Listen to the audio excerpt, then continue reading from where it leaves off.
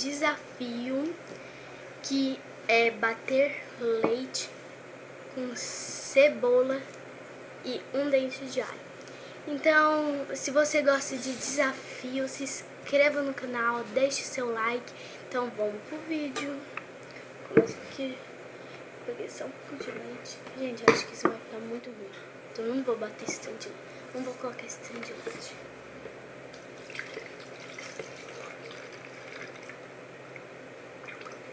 Assim tá bom, gente.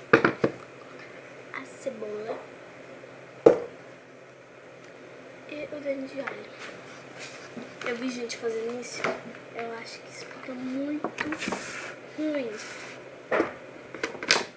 Então vou pegar ali a tampa, tampei. E agora vou bater. Eu não sei se eu vou conseguir coisar assim. Então, gente. Aí a câmera, gente, desculpa, tá? Então, eu vou sofrer muito esse desafio, então eu vou.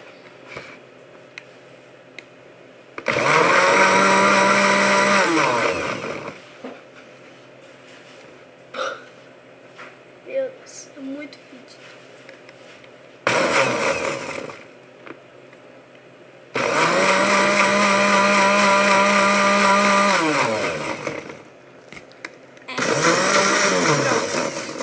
Nossa, é mesmo.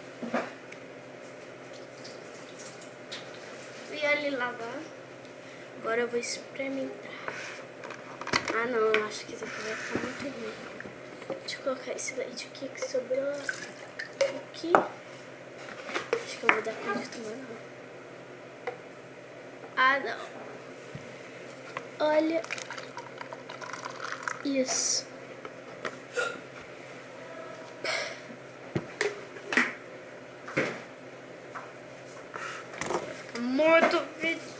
Fica muito ruim, gente. Olha isso.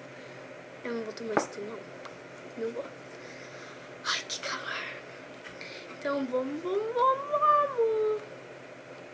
Eu vi um vídeo com o youtuber fazendo isso. Nossa. Vai. Desafio lançado.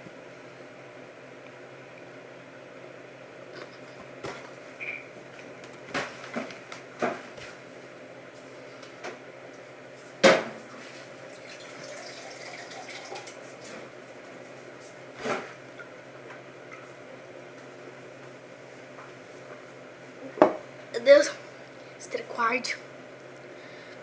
Credo, você não sabia que serdia tanto assim, não. É o gosto de cebola e alho.